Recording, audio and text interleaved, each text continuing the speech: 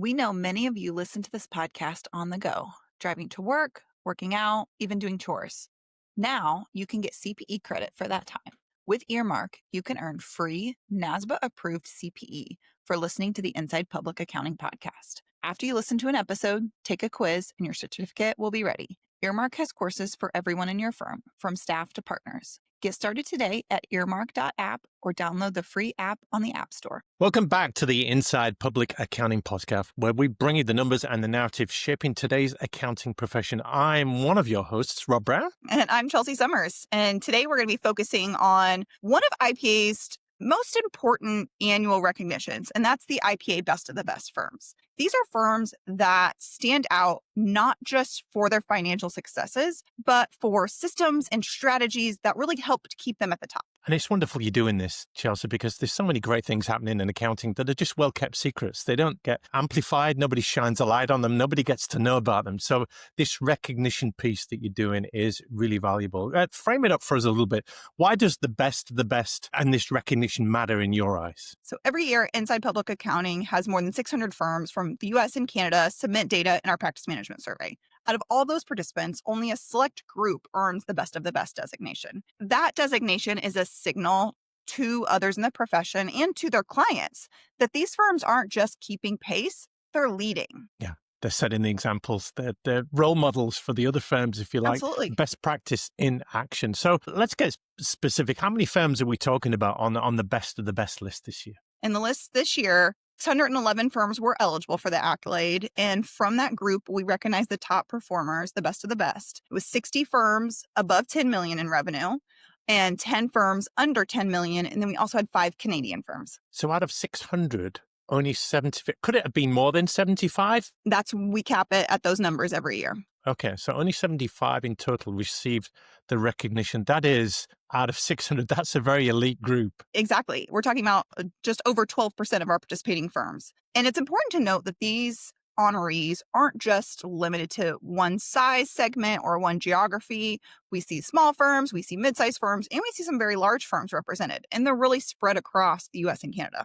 I'm just thinking of the joke that men think that they're great drivers, almost to the point where if you ask men if they're better than average drivers, 80% of them think they are better than average. Now, that math doesn't add up. But the reason I bring that up is firms in isolation think that they're doing pretty good, don't they? Mm-hmm. They think they're doing well. They don't necessarily compare themselves to other firms, maybe one or two firms, but you've got an industry-wide, nationwide perspective here. You are looking at things in the round. And I'm interested, these aren't just the largest firms. We're talking about organizations of all sizes. We have firms this year from 16 employees to 8,000 employees, and they're based in major metropolitan areas and in small markets. The excellence that they show isn't limited by their geography or their size. It comes down to their leadership choices. That just confirms my notion that size isn't always better.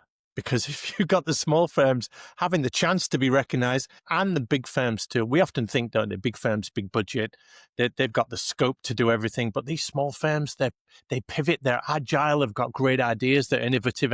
I'm sure we'll go into it a little bit more. But tell us about the process. How does Inside Public Accounting actually determine the best of the best? It seems quite subjective. So we use a proprietary formula that looks across 30 different metrics from our survey. Okay. The financial performance of the firms matter, but that's only part of the formula. So true to the form, you really go into the numbers and the data, don't you? We do. We dig into the data, have spreadsheets on spreadsheets to develop this list. There's also factors like staffing models, training, governance, decision-making, and their long-term strategy. Our idea with this accolade is to capture what really makes the firm sustainable and not just who had a really great year because of a merger or because of an outstanding circumstance. Yeah, I once saw a quote from Michael Jordan, the basketball player, the legend, and he said anyone can have one great game. Anyone can hit one great golf shot. Anyone can score one great goal. Any guy can chat up one great woman one time, but doing it consistently, not everyone can have a great season.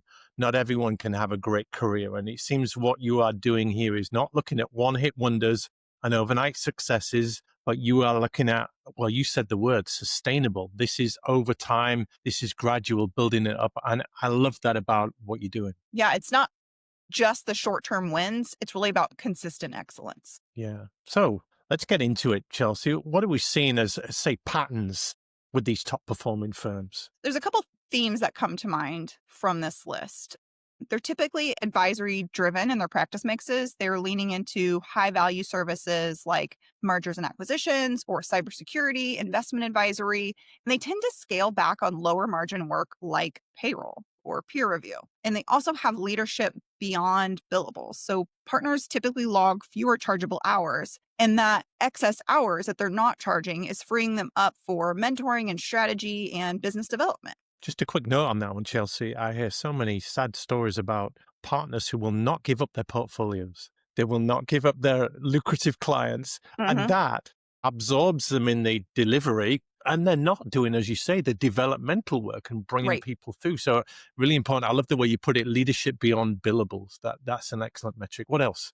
So they also have operational discipline. So these firms are more likely to have documented strategic plans. They have succession plans, client acceptance guidelines. So they have the right clients for their firm, and they have partner agreements in place. And then the last thing is they use smart scale. So they run with higher leverage. They typically have more offices than firms of their size, but they're leaner overhead per professional. So their growth is really balanced with efficiency as well. So, what I'm hearing you say here is that they're very intentional with success. They're not leaving it to chance. It's not a hope and pray. Some firms say, let's add 10% on next year and a little bit more. And it seems to be like finger in the sky, which way the wind is blowing. So, what we've got here, they're engineering it.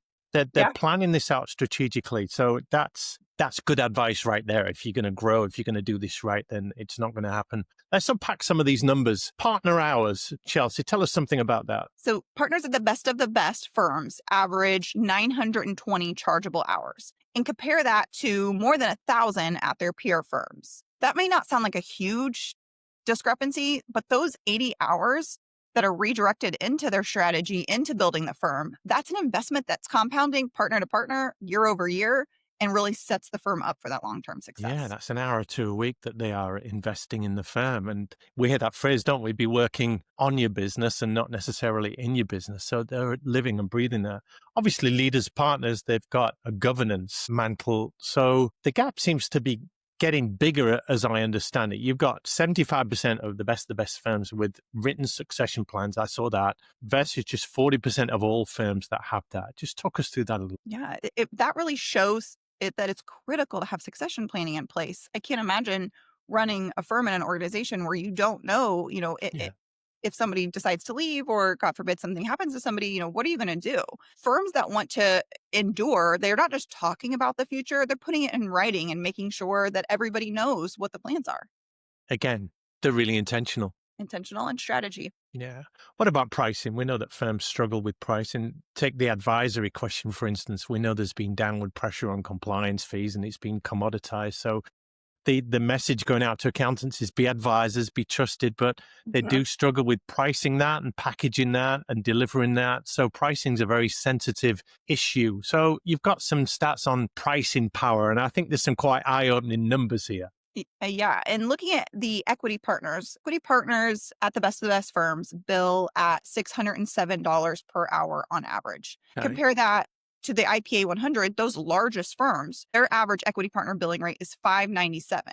And for all of our firms, it's 488. So $488 for the average equity partner compared to 607 for the average best of the best equity partner. But that's 607 per hour compared to 597 with the other top 100 firms. That's not a huge leap, but it is more. It is more, and the IPA 100 firms are those largest firms where this best of the best group, some of them are below $5 million.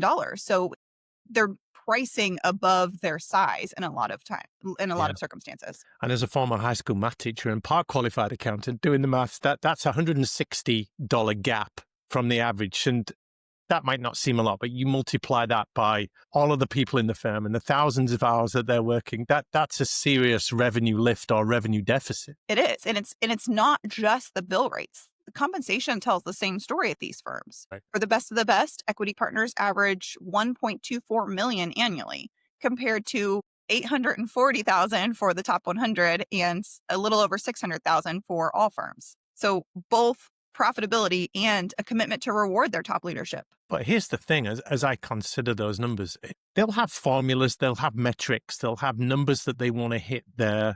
They'll have spreadsheets and they'll do it to death, but not everything shows up in the formula. And you can get behind this with the nuance and the stories behind the numbers, right? Yes.